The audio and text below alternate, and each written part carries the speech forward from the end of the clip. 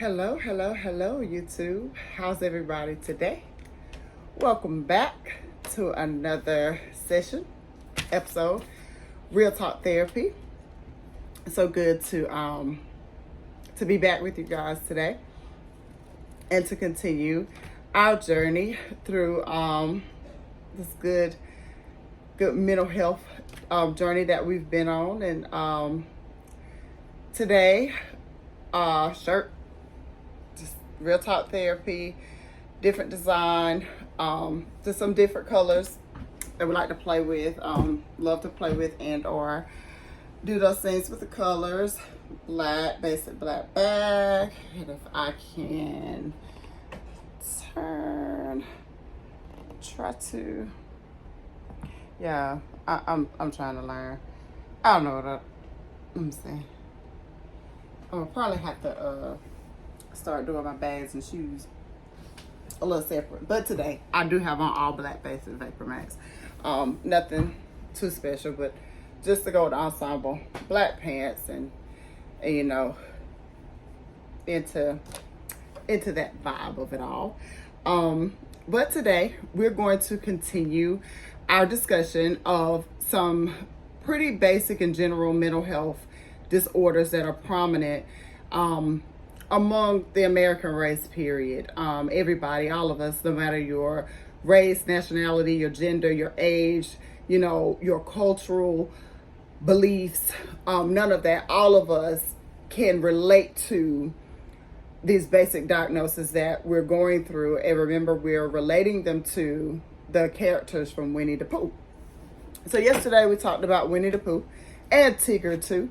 And the characteristics of their ADHD. And remember, we're still coming from the old trusty DSM-5 of the basic definition of that. And then today we're going to add on some information from one of the treatment planners. This has been a very good lifeline for me in this field. So it helps to recognize what the individual that you're providing treatment for may be going through and what it is that you can help them, or not even what it is, ways to help them navigate through the disorder if they're dealing with it. So everybody is different. And so like I said, in the state of North Carolina, you have what's a person-centered plan.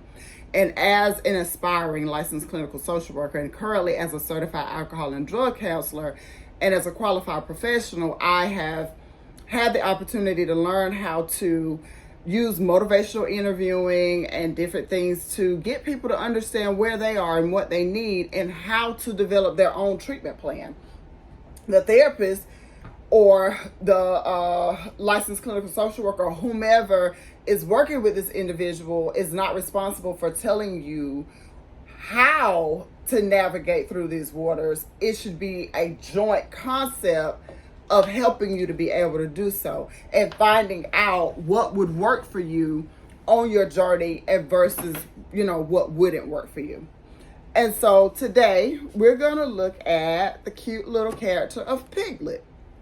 And so, you know, I hope that some of you that looked at yesterday's session took the opportunity to go and try to Google some of this and see what your thoughts are based off what you may know about, you know, some of these things and what's going on with them or how they look to you or any of that information. But when you look at or think about Winnie the Pooh and you look at some of the characteristics of Piglet, if you could recall me saying on yesterday, Piglet is always dead and behind Pooh or any of the other characters.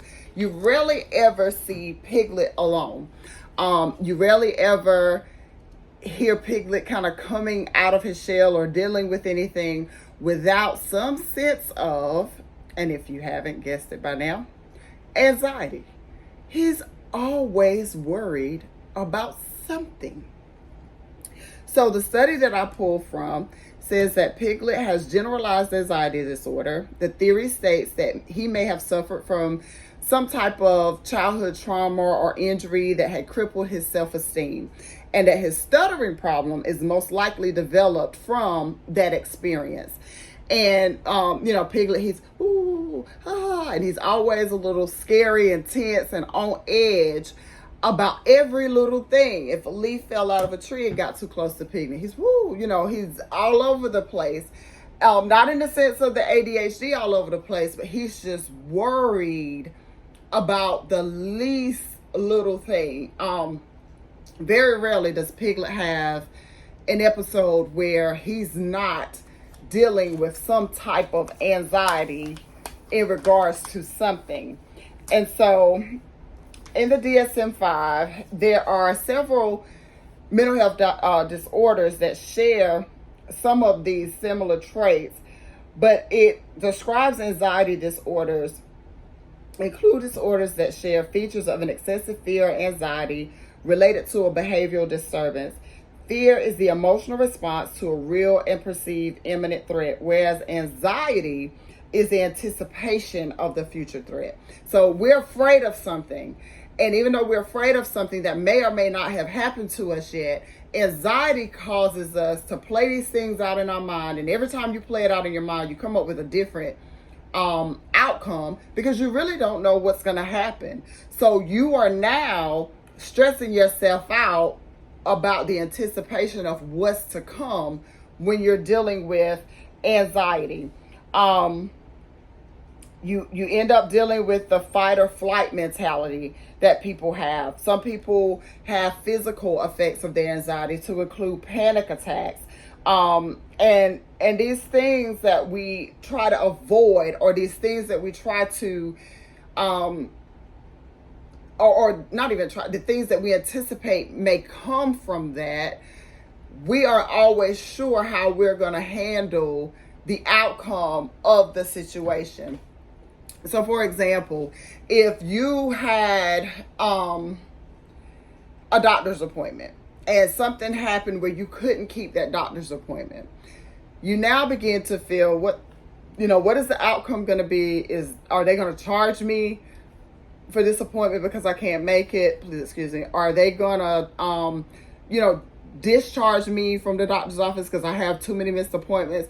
And instead of calling to see what's going to happen, because we didn't follow through on our end, we start to internalize what could take place prior to us being able to just pick up the phone, explain what went on, and reschedule the appointment.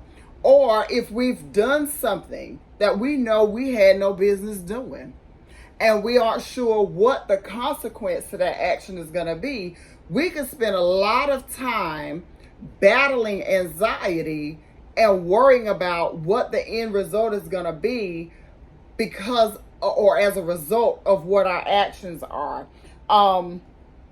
Some of the things that can go on with this can be excessive or unrealistic worry that is difficult to control, mostly during the day, sometimes at night for at least 6 months, or 2 to 3 more events of that.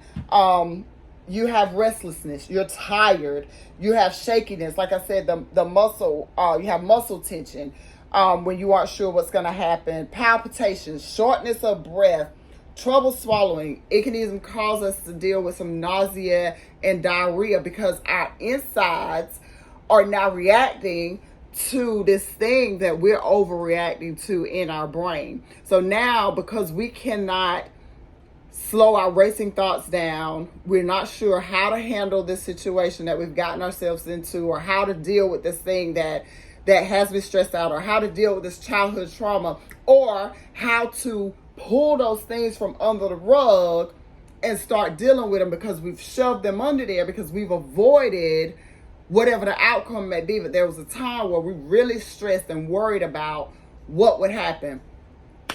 Another good example, my light bill's due. I've already used the extension that they're going to give me, so I've avoided paying it when it was due. I made an extension. Here's the extension, and I haven't paid it now with the extension. So now I've got the disconnect notice, and they're going to come and cut my lights out on whatever the date that they've given. But I don't know where I'm going to get the money from to pay the light bill. I don't know who I can talk to. I've already gone to DSS and got help with the light bill. So now this thing is getting ready to cause me some unwarranted stress, a whole lot of worry and anxiety because I did not follow through and do what I was supposed to do.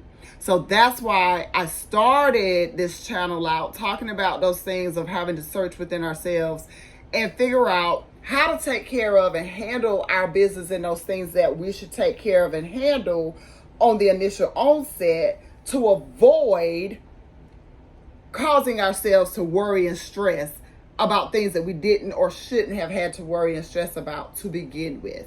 And that could go another way too. Your light bill is due and you've lost your job. You don't know how you're going to pay. You don't know what you're going to do. Your current situation might be where DSS or other community agencies can't help you because you don't meet the criteria. You don't have a significant other. You don't have the family support to help you. And so now you're beginning to worry about how you're going to take care of your basic daily living activities because you don't have the income that you once had before. That's for people then to know or to be able to go and seek help and learn that there are some other resources or some other ways, or just simply call and let them know that to see what they can do to help you instead of trying to avoid it or sitting around and thinking every car that you hear pull up is the people coming to cut your lights out, or, you know, whatever the scenario may be. It doesn't necessarily have to be that, but that's just one that came to mind, for me. You have trouble falling or staying asleep. You exhibit a general state of irritability. When you worried and stressed about something and somebody want to call you and talk about some mess that they got going on.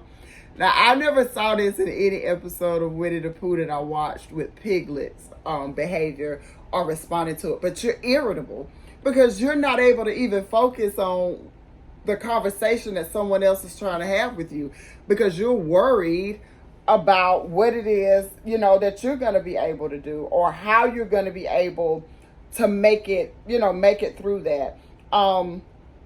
You end up having these senses or these sensations of nobody understands what I'm going through, because racing thoughts already don't make sense in our own minds. So, if we're in our mind and we aren't quite sure what to do with our own racing thoughts, how in the world can we expect anybody to help us through them? But you can see in the cartoon narrative, Piglet sticks close to Pooh because Pooh's not stressed out. Pooh's not worried about nothing. Now, he can't stay focused because of his ADHD, and he's happy-go-lucky. He very seldom allows anything to kind of attack him or bring him down or any of those things with him. So Piglet tends to stick close to Pooh. And in that, he feels a sense of safety. And so a lot of times when we're talking about our support networks and our safety nets and those different things that help us to feel okay, we usually will cling to or become dependent on someone else, a substance maybe. You start, overindulging in different things. You become obsessive or compulsive, and we'll talk about that disorder where you work all the time so you don't have to worry about trying to be in social settings, and that's another thing with anxiety. Piglet can't really be around the entire crowd without worrying about what's going on around him. And so when you're in those states, you tend to seek out and look for, someone or something that you can rely on to give you a sense of security, to help you, feel like you're not going to have to kind of go through and or deal with what you were struggling with initially, what gave you that initial anxiety and what put you in that place, what put you, where you were to not feel okay, not feel safe, not feel like yourself, to just be able to kick back, relax, and enjoy the time with your friends instead of worrying about what could have been or what might be. When you're going to a spiritual realm of this, we know that the Holy Bible, and again, no disrespect to any other religion or spiritual belief, I can only speak from what I know and what I've studied. And we're taught from, a Christian standpoint that if, fear, God didn't give us a spirit of fear. And that fear is the anticipation of what we're afraid of what could happen. Growing up, I was afraid of cats. Now, I am not as fearful of cats as I used to be, but I don't like them. So, I got older and I learned that cats won't harm me, but at the same instance, that fear I had as a little girl has caused me to not even want to be around a cat, a kitten, or anything like that, because I developed that phobia from a child and brought it up into my adulthood. And moving into, so we're doing two characters. So remember, Pooh is dealing with this anxiety. Piglet is dealing with this anxiety. His nerves, everything scares him. The least little thing bothers him. And then we go into kind of the opposite of anxiety, but it kind of coincides together, and we look at Eeyore. So, just thinking for a minute about Eeyore, and I'm pretty sure anybody that has any knowledge of a mental health disorder, and one that you've heard me talk about that I diagnose with and deal with, is depression. So, the study says that Eeyore has depressive disorder. He always has a bleak outlook on life and never feels any positive emotions like happiness and excitement. And think back on anything that you've ever seen Winnie the Pooh. Even the shirts that Eeyore was on at one time at Walmart. Eeyore became this big thing when Pooh kind of came back out. Eeyore's ears are always down. His tail is always down. His head is always down. And he always talks like this. And even though the sun is shining and he's surrounded by all of his friends, Eeyore is depressed. And I can say, blessedly enough, in my states of depression, I was still able to find happiness. I was still able to find excitement and still be able to find things that I enjoyed. So some people have it worse than others. So like we talked about Piglet, his anxiety is more on the extreme side. There are some individuals that can be diagnosed with generalized anxiety disorders, and there are different types of disorders that fall under each of these headings, and we'll get to those later on in the channel. But with depression, always remember that there are different levels to it, and a common feature of depressive disorders is the presence of sadness, emptiness. You can also be irritable. I have that. Significantly changes in the functions of how you're able to make it through the day, think through the simplest of tasks, getting up out of bed, getting a shower, getting dressed. Depending on where you are in your depressive states, you would have trouble doing some of these things. You can have a decrease in your appetite or a loss of appetite. You can have a diminished interest in or enjoyment of activities, lack of energy, poor concentration and indecisiveness, social withdrawal. People who struggle with suicidal thoughts and suicidal gestures usually stem from some sort of depression disorder. Low self-esteem, feelings of hopelessness, worthlessness, and inappropriate guilt. Remember, if we don't begin to do that self-preservation and hold on to who we are once we find out who we are, some of this stuff can be pushed onto us from some of our relationships, whether personal or professional, some of the jobs that we hold, some of the different things we encounter out here in the world. If we're bullied, how people look at us because of our religious beliefs, because I'm a woman, because I'm a black woman. All of those things can begin to be pushed on you from somewhere else and come from a place that you didn't even know was there. And the biggest one, and I kind of left this one last intentionally, is unresolved grief issues. we as humans are sometimes taught that we got to pick up and move on, that we don't have time to kind of stop and grieve the loss of a loved one.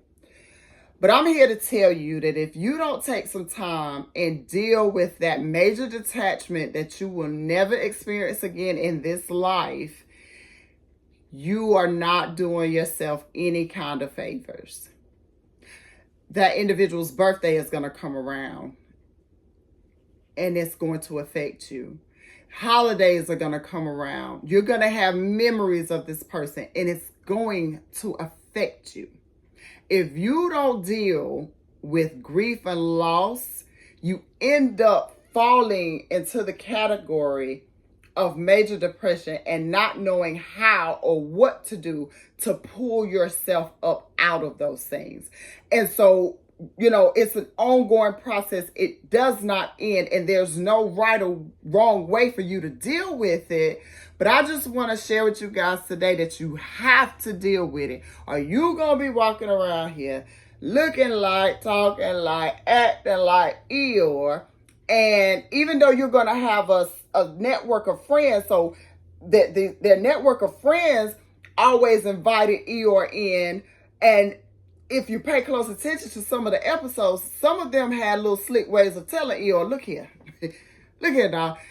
Everything is going to be all right. We're doing good. Things are okay. The sun is shining. We got a pot full of honey. We all around here, Tigger bouncing around and entertaining everybody. You got to see some good in this. And those are your cheerleaders. So, be thankful for that group of people. But when you're reporting to work and you're always down, your employer is going to look at you like, how can you effectively do this job if you can't even come in here and find a way to pull yourself together to do your work? And so now you're without a job, hence moving from depression to anxiety. Now you're worried about how you're going to make ends meet and how you're going to do what you need to do. And then now you're sitting there stuck once again in this cycle of how to make it through.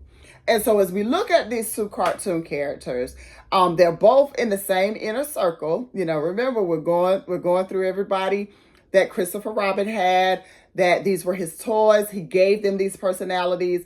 And then, we look at how they can be related to mental health in these series this week. But when you start looking at yourself and looking at some of the things that you've swept up under that rug that you got to start pulling out, or when you start exhibiting some behaviors or kind of putting yourself out there as though you're greater than, and then you got to kind of come back down to earth and deal with reality.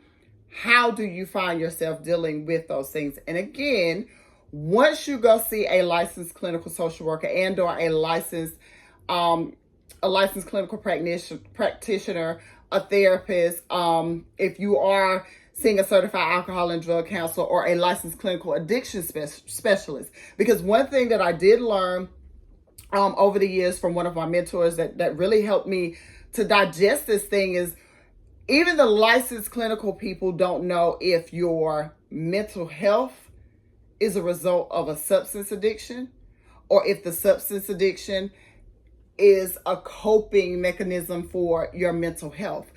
We don't know, but one of the things that we're being charged with is to be able to help you find out what it was and how to help you, get around it. And so when we are working with these things, the first thing we have to be able to do is recognize, accept, and be willing to learn ways to cope with what we're going through. Because if not, these things could be more on the, the more severe side. They could remain in a moderate state for a while, but the goal is to get those symptoms down to where they're mild and almost non-existent for you, so you can start feeling good about having these conversations. And the purpose of therapy is to be able to have the conversation with a neutral party, because we know sometimes we can't have the conversation with our loved ones and with people, especially if we present ourselves to be grandiose. One of my worst character traits was that I used to want to be everything to everybody, not realizing I'm setting myself up for people pleasing, and I wasn't going to always be able to please everybody. And when I say everybody, I mean my family, my friends, my loved ones, my employers, my just whoever, church members, whoever I came in contact with. I thought it was my responsibility to be superwoman to them. And it wasn't until I started to break down in the midst of the things I was struggling with, then when my grandma said to me, baby, superwoman don't exist. And I'm going to say that again to some of you out there. Superwoman, Superman, they do not exist. They are fictional characters. Nobody can do everything by themselves and for everybody. It's impossible. So why would we want to chase after or be like or behave like someone who doesn't even exist? It's not possible. It's fiction. It's made up. And so in our lives, we've experienced times where we've had losses and times where we've had gains. There's times in your life where you've had more than enough of what you need. And if you haven't experienced this, live long enough, there are going to be some times where you don't have any of the things that you need. And you're not going to be able to see your way out of some of this stuff that you get yourself into. We've talked about that a little bit. Just knowing that we can be surrounded by a group of people, and you think about Winnie the Pooh and all these characters that we're going to cover, there was a pretty large, substantial group of people. And even though Piglet was always in the midst of them, social anxiety, I'm around people that I'm supposed to trust. I'm around people that I'm supposed to be able to count on, but I still feel uneasy. I still feel like I'm in this thing by myself. Eeyore, with depression, you're surrounded by family, friends, loved ones. You have everything that you feel like, you should have, or others look at your life and think that you have everything that you should have, yet you still can't muster up the energy to be happy about what's going on around you. These are real life things, guys. These things really happen to us in our lives. And if we are saying that we're believers of God, or a God, or gods, or what have you, if you believe in your God, or your higher power, or your Buddha, your whatever, if you believe in these things to help you through this, whatever your higher power is, don't just believe in the higher power. You got to believe the higher power. And one good thing about, the God that I know and serve and study and read about, like I told you earlier, if I pray for patience, he's not just going to snap his fingers and give me patience. He's going to put me in a situation to teach me patience. If I want a cake, and God gives me all the ingredients that it goes into making a cake. I got the Duncan Hines mix. I got the eggs. I got the flour. I got the pan to mix it up in. I got the cookie, not the cookie plate, Lord. I got the cake pans to put everything in. I have all the ingredients and the tools to bake this cake. But I sit there and look at it and say, Lord, I sure do want some cake. I sure wish I had some cake. And I've been given all of the tools to do the work to have the cake. I'll never know if I can bake the cake if I don't at least try to use those things that were provided for me. Don't miss this. When it comes to your physical health, you don't get well by going to the doctor, telling the doctor what's wrong with you, getting the doctor's recommendation, get a prescription sent over to Walmart, and never go pick the medicine up and start taking it. But you expect to be well. That's the same thing with our mental health. First of all, we need to go and find out if we indeed are struggling with something. Why do we do the things that we do? Why do we behave the way that we behave? There are people out here for you to talk to and sort those things through. And then when you start receiving the recommendation or the prescription for how to start working through your thoughts and why you do the things that you do and why you behave the way that you behave, and you're given the coping skills and the strategies and the tools out of your treatment plan that are catered to you now. Don't let anybody that you receive any type of treatment from tell you what to do. Our job is to help you figure out what you need and want to do to make it to a healthier way of thinking. Because when your mind's right, we all know everything else is right.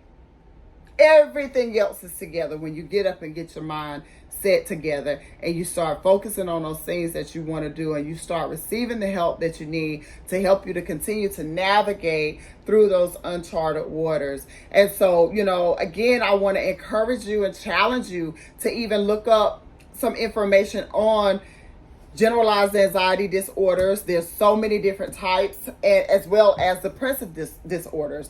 There's several different types, so that you can find out, hey, I do struggle with some of this stuff. I am, finding myself dealing with some of this stuff and not realizing what's going on. I do find that I'm in the bed and I don't want to get up. I don't want to do anything. I don't want to be around anybody. I don't find enjoyment in those things that used to make me happy. Those are signs that somewhere there's been a mental disconnect. Something has happened, and the tools we were given to try to work with it, they just aren't working. So let's try something different.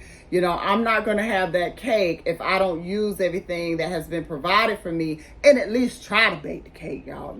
I can at least try, because I've already been provided with the tools and the things that I need. But if you continue to sit there stagnant, and if you continue to sit in these states that you're in and not try to do your part into getting better or recognizing, what part you play. Because believe it or not, everything that happens to us is not someone else's fault.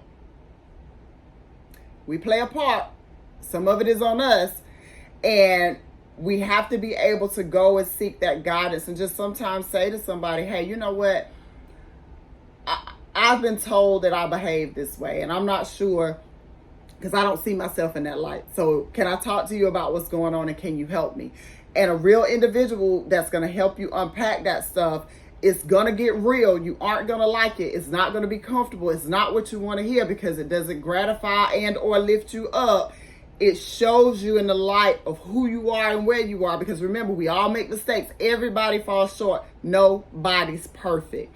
So when you keep those things in mind and you start to feel okay about the work that you have to do in you, and I can guarantee you, you'll find a boost and a way to start navigating through that water. Nobody just wants to sit out there in the water and you got two paddles and you got somebody in this boat with you that's willing to help, but you can't even tell them which way you want to go because you haven't accepted what you can't fight and get past. You can't accept, or you haven't accepted, if you have some Piglet types tendencies, if you have some Eeyore type tendencies, if you're anything like Pooh and Tigger. So again, as we start to unpack these things and look at where we need to go within ourselves, hey, we got to start somewhere. If we never take the opportunity to try to get to the root cause of it, you're going to continue to suffer with whatever it is that you're suffering through. And I know you're stronger than that. I know you're bigger than that. I know you're worth salvaging and saving. And so I want you to be able to look in the mirror and know that you're worth salvaging and saving too. So please make sure you join me tomorrow, because remember, we're going through all of Winnie the Pooh's characters this week.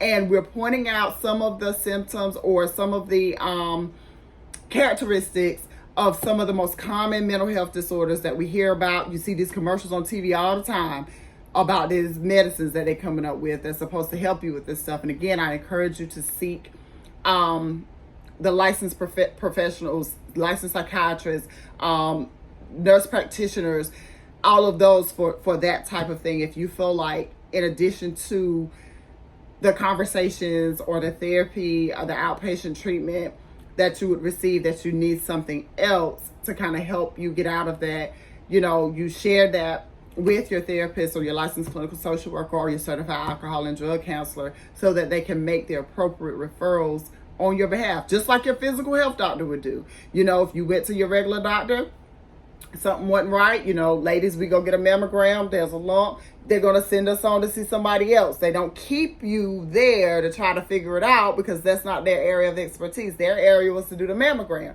The results of it go somewhere else. So in mental health treatment, as a licensed clinical social worker, licensed professional therapist, or a licensed, you know, clinician, those in that area, their job is to help you, based off the information you provide, determine what those mental health disorders may be that you relate to based off the traumas or the things that you went through, the things that you've got under that rug that you haven't dealt with, and then determine if you need to go on to what we call a higher level of care or to seek some continuity of care outside of that, for some additional resources. And so we'll look into those things.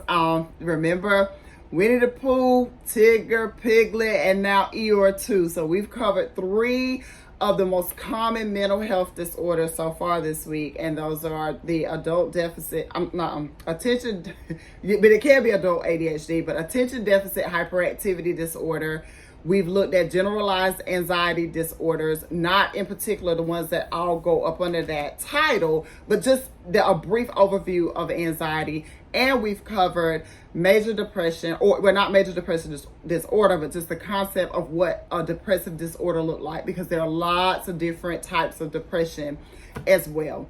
So again, thank you guys for joining me. Please don't forget to like, comment, subscribe, share, get this information out, and again, be looking for some links to come in to order any of the custom made shirts or anything that you see.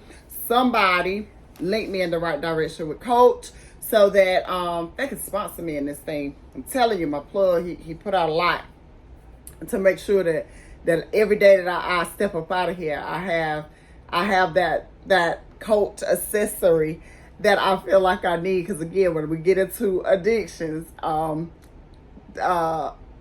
addictive disorders, I don't mind sharing what mine are, and how I'm coping with them at this time. So again, I want to thank you guys so much for tuning in. Don't forget, you're only going to hear here. It's only going to be explained here on Real Talk Therapy. So we look forward to seeing you guys again on tomorrow. Thanks. Bye-bye now.